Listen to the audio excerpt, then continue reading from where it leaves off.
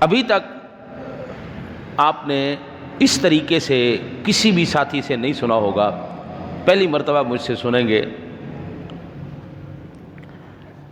کہ اگر کوئی بندہ ٹپس کے اوپر گننا چاہے کہ مجھے وہ چیزیں بتا دی جائیں دو لفظوں میں جن چیزوں کی وجہ سے اللہ تعالیٰ مجھے بیماریوں سے، پریشانیوں سے، رزق کی تنگی سے، بلاؤں سے، آفتوں سے، افلاس سے، کسی کے آگے شرمندہ ہونے سے مجھے اللہ بچا لے، میری دنیا بھی کامیاب ہو جائے، میرا آخرت بھی کامیاب ہو جائے، تو مجھے وہ کوئی زندگی کا ایسا بہترین نسخہ بتا دو کہ میں ایک نہ صرف اچھا مسلمان بن جاؤں بلکہ اللہ کا ولی بھی بن جاؤں۔ ایسے نسخے مجھے بتا دیے جائیں۔ اگر یہ جو میں چند چیزیں عرض کرنے لگا ہوں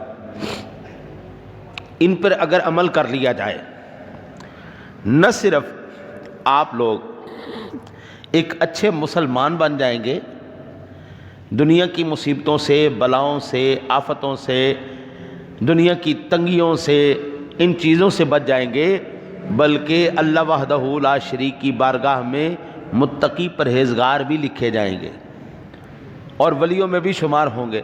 ان میں سے سب سے پہلی خصلت، اب میں ان میں آپ کو گناہ کبیرہ بھی عرض کروں گا، گناہ صغیرہ بھی عرض کروں گا، خلاف اولا بھی عرض کروں گا، اور مکروہ تنزیہی یہ بھی میں عرض کروں گا، خلاف اولا بھی عرض کروں گا۔ یہ سارے مکس اپ کرنے کے بعد میں آپ کو ایک خلاصہ عرض کر دیتا ہوں کہ یہ زندگی میں کام کر لو جس کا ہمیں ثبوت قرآن و حدیث سے ملتا ہے، تو اللہ ہمیں ایک کامل مسلمان بنا دے گا۔ پہلا کام، جھوٹ بولنا چھوڑ دو، جھوٹ نہیں بولنا۔ دوسرا کام، زنا نہیں کرنا۔ تیسرا کام، گناہوں میں مشغول نہیں رہنا۔ چوتھا کام، جھوٹی قسمیں نہیں کھانی۔ اکثر زبانوں پہ اٹکا ہوتا ہے، اللہ دی قسمیں، اللہ دی قسمیں، اللہ دی قسمیں۔ او یار، اللہ دی قسم کو معمولی بات ہے، ایویں اللہ دی، قرآن دی قسمیں، قرآن دی قسمیں، ایویں قسمیں۔ پانچویں بات، جیسے ہی بندہ جس پر غسل واجب ہو جائے، وہ چاہے احتلام کی وجہ سے ہو، وہ چاہے وظیفہ زوجیت کی وجہ سے ہو، وہ دیر نہ لگائے، فوراً غسل کر لے۔ جنابت کی حالت میں کھانا کھانے سے بھی درجات گر جاتے ہیں۔ یہ وہ سارے میں آپ کو عرض کر رہا ہوں طریقے، جن طریقوں سے بندہ ولایت کی سیڑھیوں سے نیچے گر جاتا ہے۔ ولی نہیں بن سکتا جو یہ کام کرتا ہو۔ چھٹی قسم، بالکل ننگا ہو کے پیشاب کرنا، یہ بھی بندے کو ولایت کے درجے سے گرا دیتا ہے۔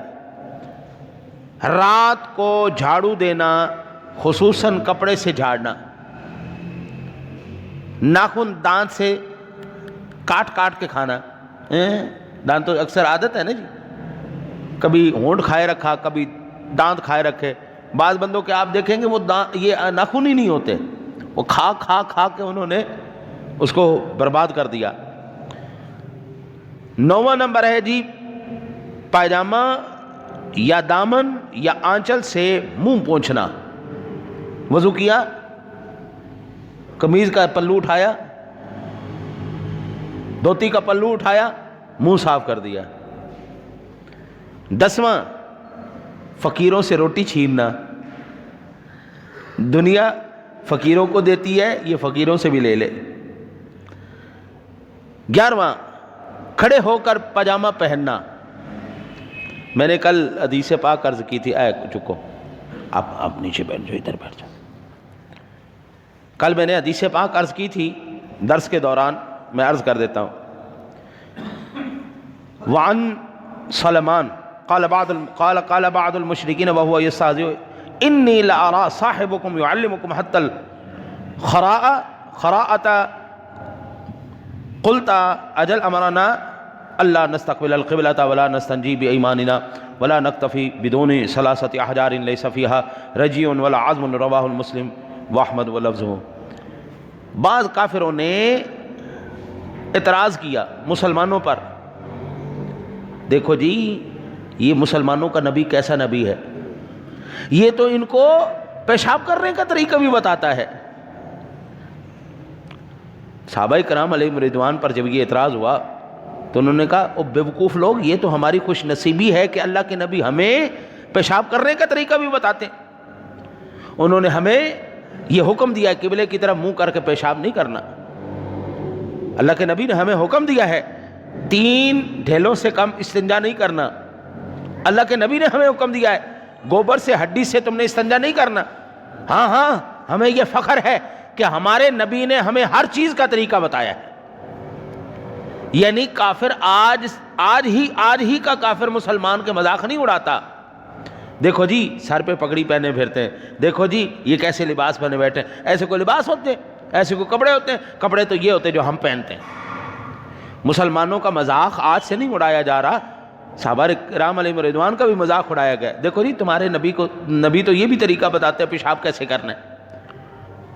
تو پاجامہ یہ کھڑے ہو کر پیشاب کرنا، کھڑے ہو کر کپڑے پہننا، پاجامہ پہنتے وقت بیٹھ جائیں، بیٹھ کے کپڑے پہنے، اس میں زیادہ شرم ہے، اس میں زیادہ پردہ ہے۔ اچھا جی میں نے 11 عرض کیا، 12واں سنے جی بیٹھ کر دستار یا امامہ باندھنا، بیٹھ کر پگڑی شریف باندھنا، یہ بھی درجات کو گرا دیتا ہے۔ خشک بالوں میں کنگھی کرنا یا کھڑے ہو کر بال کاٹنا، شکستہ کنگا استعمال کرنا، ٹوٹی ہوئی کنگھی استعمال کرنا، ماں باپ کا نام لے کر پکارنا۔ بعض ساتھی، ایک مزیدار میں آپ کو بات بتاؤں، ایک بندہ وہ بحث ہو گئی ہماری آپس میں، اور بحث ہوئی، کہتے جو حقیقت بات ہو، جو سچ بات ہو، بندہ کہتے ہوئے اس سچ بات کو کیا کسی کو پریشانی ہونی چاہیے؟ میں نے کہا نہیں جی، سچ بات کہتے ہوئے کیوں کسی کو پریشانی ہو، کیا پریشانی ہونی چاہیے، کسی کو کوئی پریشانی۔ تو کہنے لگا قرآن نے کیا نبی پاک صلی اللہ علیہ وسلم کو بشر نہیں کہا؟ ہم بشر کہہ دیں، ہم یہ سچ بول دیں تو کیا کسی مسلمان کو پریشانی ہو سکتی ہے؟ میں نے کہا یار ضروری ہوتا ہے کہ جو بات سچ ہے، جو جس طرح ہے اسی طرح کہی بھی جائے، ادب کے تقاضے بھی ہوتے ہیں، احترام کے تقاضے بھی ہیں، ضروری نہیں ہے جو بات جس طرح ہے اسی طرح ہی آپ کہہ دیں۔ کہتے لو یہ کوئی بات ہے؟ نہیں، جس طرح حقیقت ہے اسی طرح۔ میں نے کہا چلو میں آپ کو ایک مثال عرض کرتا ہوں۔ آپ کے ابا جی نے آپ سے کہا جائیے امی کو بلا کے لاؤ اپنی، جا کے آپ یہ کہیں او میرے پیو دیا رنے تینوں تیرا قسم بلا رہی، میرے پیو دیا رنے تینوں تیرا قسم بلا رہے، یہ بات سچ ہے یا نہیں؟ وہ اس کی باپ کی بیوی ہے، وہ اس کا شوہر ہے، تو یہ سچ ہے یا نہیں ہے؟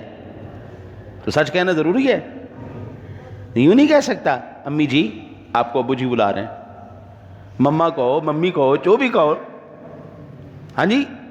تو ضروری نہیں ہوتا کہ جو حقیقت ہے، جو سچ ہے، اس کو اسی طرح بیان کیا جائے، ادب کے تقاضوں کو ملحوظ خاطر رکھنا بھی ضروری ہے، یہ بھی لازمی ہے۔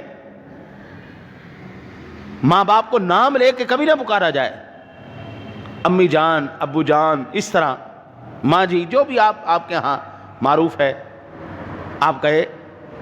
مقراض سے منہ زیر ناف کاٹنا، مقراض کہتے ہیں کینچی کو، کینچی سے انڈر شیو کرنا، یہ بھی بندے کو درجات سے گرا دیتا ہے، رزق میں بے برکتیاں ہیں۔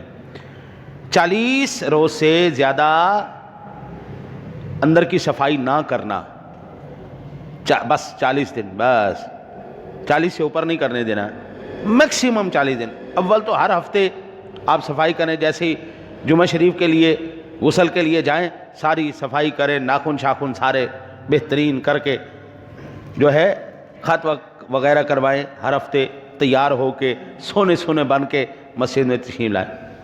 نہیں بندے کو کبھی موقع ملتا تو 40 دن سے زیادہ بندہ ایسا نہ کرے۔ اچھا جی، یہ ہو گئے 17۔ 18واں بزرگوں کے آگے چلنا، یہ بندے کو بھی درجات سے گرا دیتا ہے۔ 18واں 19واں دروازے پر بیٹھ کر گپے مارنا، چوکھٹوں پہ بیٹھنا۔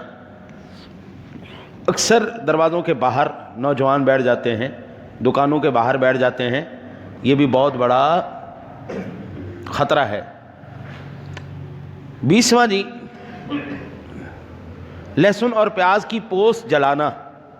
21واں مکڑی کے یہ جو جالے لگ جاتے ہیں ان کو دور نہ کرنا، یہ بھی نحوست ہے۔